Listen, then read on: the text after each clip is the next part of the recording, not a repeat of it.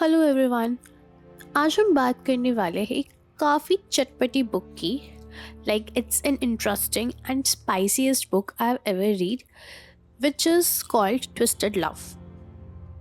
Actually मैंने इस book के काफ़ी सारे रिव्यूज़ देखे थे यूट्यूब पर, so I thought of creating a book summary for you all. It's like a typical forbidden kind of love story, which I liked personally. Okay, so imagine this. एक लड़का है, cold rich dangerous vibes. ऐसा बंदा जो smile भी करे तो लगता है किसी का डाउनफॉल प्लान कर रहा है. और उसके अपोजिट एक लड़की है जो सॉफ्ट है, स्वीट है, and she is a bubbly girl जो लाइफ को थोड़ा फेरी टेल की तरह देखती है. अब दोनों एक ही घर में रहते हैं और उनके बीच एक केमिस्ट्री स्टार्ट होती है जो नॉर्मल नहीं है. मतलब बहुत ज़्यादा टेंशन है और स्पाइसीनेस है, again I would say.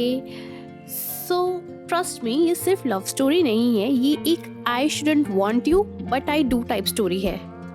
So summary start करने से पहले मैं आप सबसे कहूँगी कि अगर आपको ऐसी बुक्स के बारे में जानना, उनके प्लॉट ट्विस्ट के बारे में जानना है, बुक समरीज के बारे में जानना है, so do subscribe this channel, क्योंकि मैं ऐसी वीडियोस इस चैनल पर लेकर आती रहती हूँ.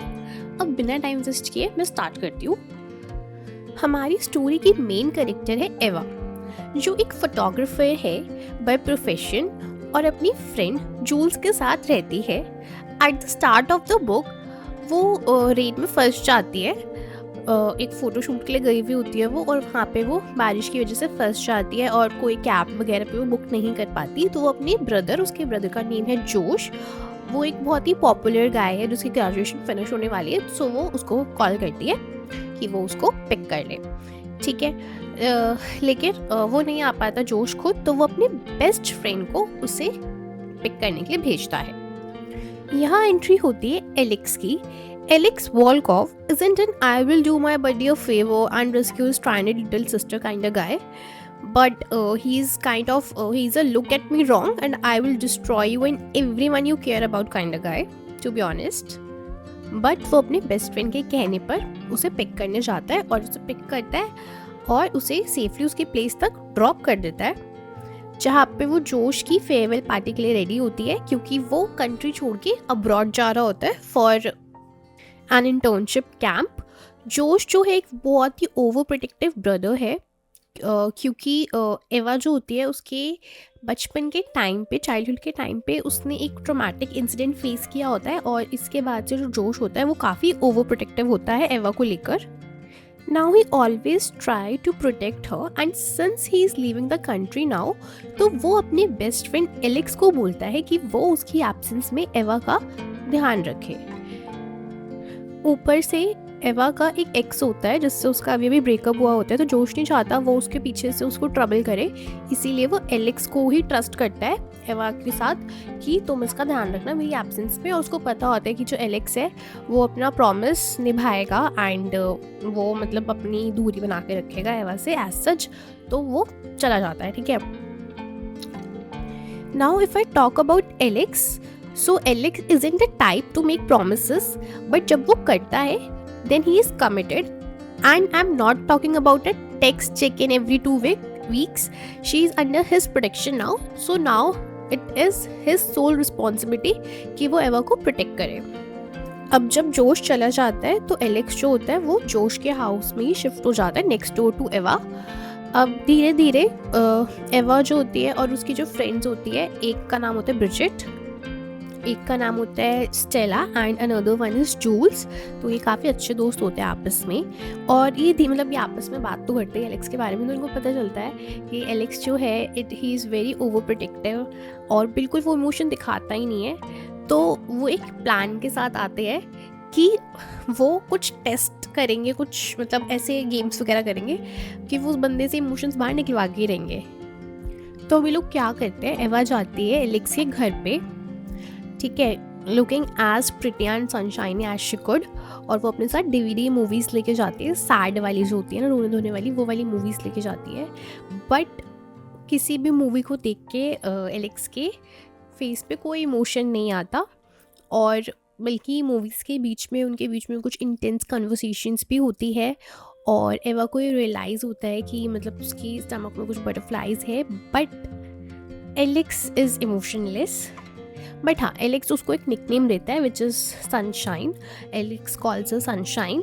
एंड लेटेड एट नाइट जब एवा सो जाती है तब जाकर एलेक्स को मतलब कुछ रियलाइज़ होता है कि उसके मन में कुछ ऐसे थॉट्स आ रहे हैं जो उसके मन में नहीं आने चाहिए अपनी बेस्ट फ्रेंड के सिस्टर के लिए। एलेक्स को मतलब बहुत नफरत हो रही होती है कि मुझे ऐसा क्यों फील हो रहा है उसके लिए, कि उसको ऐसा नहीं फील करना चाहिए, because he isn't suppose to love much less love her. मतलब भाई प्यार तो उससे करना ही नहीं है, और खासकर इस बंदी से तो बिल्कुल भी नहीं करना। तो उस थॉट को अपने दिमाग से निकाल देता है बिल्कुल ही। Now there is a gala night, he gets jealous when वो देखता है कि कोई रैंडम बंदा उसके साथ डांस कर रहा है। And afterward they have a heated conversation. Ava comes to the conclusion that Alex wants her because of the way he observes her. And वो मतलब हर चीज़ उसके बारे में नोटिस करता है, जेलस होता है अगर वो किसी और के साथ होती है। So she says he tries to show the world that he has no heart, but उसकी एक मल्टी लेयर्ड पर्सनैलिटी है, ऐसा वो उसको कहती है। फिर बाद में वो सेपरेट हो जाते हैं। एलेक्स को लगता है कि अब एवा घर चली गई होगी, लेकिन बाद में वो देखता है कि वो चिल्ला रही है, एक मतलब कॉर्नर में है, वो चिल्ला रही है किसी पे कि हटो यहाँ से। और जब वो वहाँ जाके देखते हैं तो वो देखते हैं कि उसका जो एक्स है लाइम, वो उसको उसके साथ मतलब फोर्सफुली क्लोज आने की कोशिश कर रहा है। Now he is harassing her since she hasn't forgiven him for months. Alex उसे बचाता है और उस बंदे को पीटने लग जाता है। Now Ava stops Alex and then remembers the most traumatic event of her life. तो मैंने जैसा आपको बताया था, it is a dark romance book और इसमें कुछ ट्रॉमा है, जो भी कैरेक्टर्स हैं उनको कुछ ट्रॉमा है। तो अब यहाँ से एवा को अपना कुछ ट्रॉमेटिक इवेंट याद आता है। वो क्या होता है, तो बचपन में ना एवा को पानी में पत्थर फेंकना बहुत पसंद था, लेकिन उसने स्विमिंग करना कभी नहीं सीखा। वो अपनी मदर के साथ और अपने भाई के साथ रहती थी, ठीक है। मतलब उनके फादर और मदर का डाइवोर्स हो गया था, बहुत ही बुरे वाला। उसके बाद से वो अपनी मम्मा और भाई के साथ रहती थी। उसकी मदर हमेशा डिप्रेस्ड रहती थी डाइवोर्स के बाद से। फिर वो एक दिन बाहर होते हैं लेक के पास, एकदम से उसे कोई लेक की तरफ पुश करता है। अब उसे स्विम करना नहीं आता तो वो बहुत स्ट्रगल करती है। फाइनली उसे कोई बचा लेता है, वरना वो मर जाती। और बाद में बड़े होकर उसे पता चलता है कि धक्का देने वाली उसकी मदर ही होती है। और फिर बाद में एवा के पास मदर भी नहीं होती, क्योंकि वो डिप्रेशन की वजह से और ओवरडोज की वजह से उनकी डेथ हो जाती है। और ये इंसिडेंट उसको पूरी लाइफ हॉन्ट करता रहता है, जिससे कि उसको वाटर बॉडीज़ का एक फोबिया भी हो जाता है। अब एक पार्टी में क्या होता है, एलेक्स की किसी एक्स ने उसे एवा को फिर से पूल में पुश करने का ट्राई किया होता है, और उसके बाद वो एलेक्स को कहती है कि वो उसे स्विमिंग करना सिखाए एंड डील करना सिखाए अपनी फोबिया के साथ। और एलेक्स मान जाता है। फिर धीरे धीरे उनके सेशन स्टार्ट होते हैं। They have peaceful sessions and the meditations and visualizations seem to work for her. अब जो भी सब एलेक्स ने एवा के लिए किया होता है, तो एवा भी कुछ चाहती है कि वो भी उसके लिए कुछ करे। तो वो अपनी फ्रेंड्स के साथ मिलके उसके लिए एक सरप्राइज बर्थडे पार्टी प्लान करते हैं। एवा को पहले लगता है कि एलेक्स एंग्री हो जाएगा ये सब देखकर, बट उल्टा होता है। वो कंप्लेन नहीं करता, वो खुशी खुशी केक भी कट करता है, नॉर्मली पार्टी एंजॉय करता है। फिर उसके बाद सब लोग चले जाते हैं और एलेक्स और एवा ही बचते हैं। तो वो लोग डिशेस एक साथ क्लीन कर रहे होते हैं और एवा उससे पूछती है if you enjoyed the party। वो उसको बताता है कि ये उसकी फर्स्ट बर्थडे पार्टी थी आफ्टर हिज पेरेंट्स डाइड। फिर एलेक्स धीरे धीरे ये भी रिवील करता है कि उसकी फैमिली का मर्डर हुआ था, जिसमें वो बच गया था और उसकी एक सिस्टर थी, वो भी मारी गई थी। देन एवा स्लोली उसको कंसोल करती है और मतलब एक तरह से बोलती है कि ही deserves all the love in the world, even if वो नहीं माने ऐसा, बट वो डिज़र्व करता है। और फिर उसी मोमेंट की इंटेंसिटी में दे किस, but Alex pushes her away saying that they shouldn't be doing that. और उसे लगता है कि वो एक मिस्टेक थी। और वो उसको बोलते हैं कि he is not a good person and he is trying to save her by staying away, तो हमारा दूर रहना ही अच्छा है। अब इस इंसिडेंट के बाद से एवा एलेक्स को अवॉइड करती है और अपनी स्विमिंग क्लासेस भी अवॉइड करती है। फिर बाद में उसे गुस्सा आता है एलेक्स को एंड वो उसको समझाता है कि why don't you continue the swimming classes. फिर फाइनली एवा कंटिन्यू करती है अपनी क्लासेस, लेकिन जब वो दोबारा से स्विम करने का ट्राई करती है शी अगेन ब्लैक्स आउट और उसको मतलब उसे थोड़ी सी डिफ़िकल्टी हो रही होती है अपने फोबिया से बाहर आने में। तो ये सब हो रहा होता है। So again as I told you, काफ़ी इंटेंसिटी वाली बुक ये है, तो अगर एक इंटेंस मोमेंट आता है ना तो वो कैरी आउट हो जाता है। So there is an intense moment here, क्योंकि वो अपने फोबिया से बाहर आने की कोशिश कर रही है अगेन। सो तो यहाँ पर एवा कन्फेस करती है that she wants him and ask him to kiss her. अब एलेक्स वही वो हेजिटेट करता है एंड दोबारा से बोलता है कि he is not a good person, he is not a sweet person और उसे ऐसा नहीं करना चाहिए। बट फिर वो एवा बोलती है कि नहीं, उसे नहीं पड़ी इन सब चीज़ों की, और वो बोलती है कि बस शी वांट्स हिम। और फिर वो एलेक्स बोलते हैं ठीक है, अगर तुम यही चाहती हो तो अब मैं तुम्हें दिखाऊंगा कि ये करना कितना गलत है। तो वो ऐसे ऐसे अब पहुंच जाते हैं उसके पेंट हाउस में, एलेक्स के पेंट हाउस में, एंड मतलब काफ़ी वो ड्रैग आउट हो जाते हैं, काफ़ी कैरी आउट हो जाते हैं।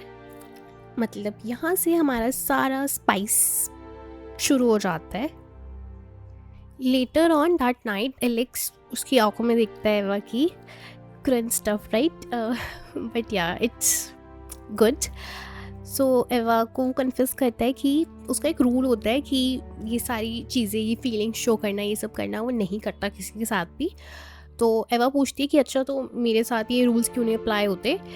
तो एलेक्स बताता है कि no rules apply when it comes to her, उसे नहीं पता, वो खुद उसके कंट्रोल में नहीं है एलेक्स, ऐसा उसको बताता है, वो कन्फेस करता है। और फिर इस दिन से दे स्टार्ट डेटिंग।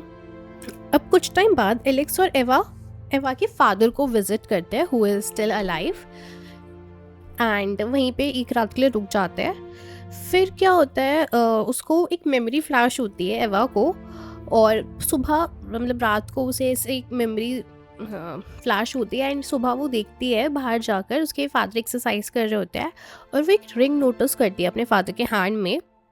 फिर उसे याद आता है कि बचपन में जब उसे लेक में पुश किया गया था तो उस पर्सन के हाथ में भी वही सेम रिंग थी, और वहाँ पर उसे रियलाइज़ होता है कि it was her father who pushed her and also tried to kill her.